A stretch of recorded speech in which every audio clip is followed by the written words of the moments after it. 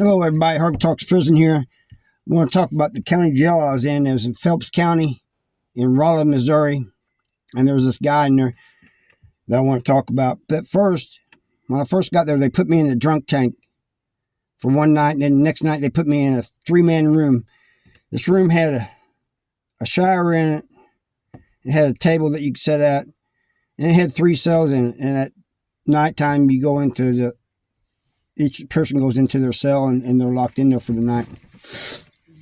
But as I explained in another video, you can watch it if you want, we tried to escape. So they moved me over to a 4-man room. This didn't have no cells in it. It just a big room, and there's 2 bunk beds. And there was a guy in there that was back from MSP, Missouri State Penitentiary, on a retrial. So he knew how to do tattoo and stuff, and he also wanted to make some hooch. So I had my mom, they used to let my mom bring up all kinds of stuff. I could even wear personal clothes, you know. But anyway, she brought up 5 pounds of sugar in it, and we made some hooch. Well, we got this guy in there. I don't even know why they put him in our tank, or whatever you want to call that. But basically, it was just like a traffic thing. I can't remember exactly, but it wasn't serious. And he was only in there a few days. He was real young. He wanted a tattoo on his fingers, on each of his fingers, you know, letters, I think love and hate or something like that. Something that, you know, a lot of people get. This guy from the MSP started tattooing on him, and this kid passed out. He looked at his own blood, and he passed out right onto the floor. It was unexpected, you know.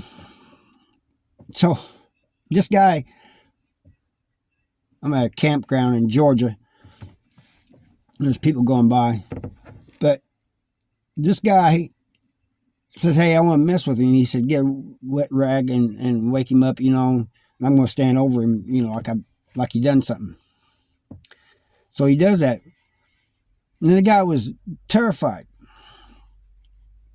And we were all laughing, and he goes, man, I was just messing with you, dude.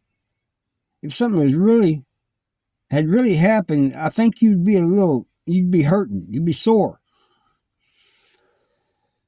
So I finally got the tattoo done. I mean, the guy had to look up at the ceiling, and he had to stop tattooing once in a while, you know. And so they finally got the tattoo done. Right next to us was the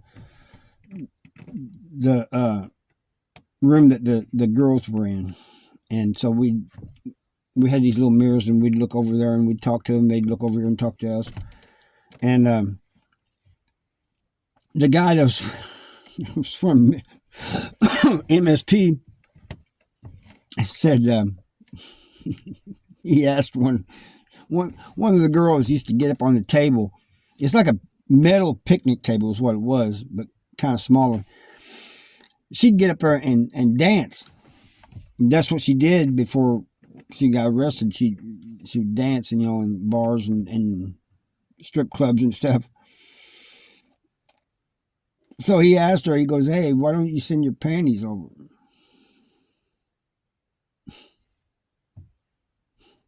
I was 17 years old then, you know, and I'm thinking, man, this dude is weird, you know.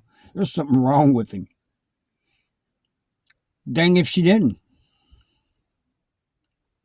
And I was thinking to myself, what the heck? And anyway, so this guy I used to ask him about the walls because, you know, I knew I'd probably go there, you know, and he told me. And I had several people after this tell me the same thing before I got there. He goes, you're going to have to get you a knife. I said, why? He goes, man, you know where you're going? Do you have any idea where you're going? And he goes, it is. He goes, it's practically mandatory that you have a knife. But I'd ask him he'd tell me all these crazy stories, and stuff. And come find out, he's right about all that. But anyway, when I get to Fulton, a bunch of guys told me the same thing that had been down before. You're young, you're 17, get you a knife. I'm thinking, geez, man, what have I got myself into? So then, when I get to the MSP, there was a CO told me the same thing. He told not only me, he told another guy that too, but he pulled us off to the side. Anyway, I got to asking him about this guy that had went back for a retrial, and they said, "Yeah, we know him. How's he doing?" And a lot of people didn't know him, but I finally found some people who knew him, and they said, "Yeah, what happened on his trial?" And I said, "I don't know. It's still going on, and he's still fighting it, as far as I know, and he's still in court." They said, "Well, man, you know what he's in for, don't you?" And I said, "No, what?" He goes, "Well, down there in that area where you're from, there's a town called St. James." I said, "Yeah," he mentioned St. James. He goes, "Well, he's accused of robbing a pharmacy there." And I'm thinking to myself, how do you rob a pharmacy, Don't they like have like bars and stuff, And then if you did it in the daytime where they're open, I'm thinking to myself, there's no way. There's got to be some type of security thing, So I told them all this, what I was thinking, and then they said, "Well, he's not going back to court because of his guilt.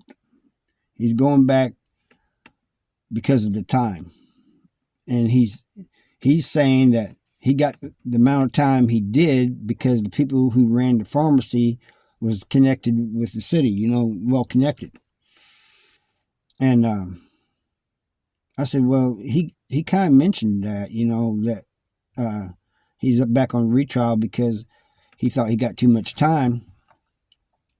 But I said, I didn't know it was a pharmacy. He goes, "Yeah, you don't talk about your case too much. It's not a good thing to talk about your case, especially if you're going back for a retrial," which was what he was doing, And I never did.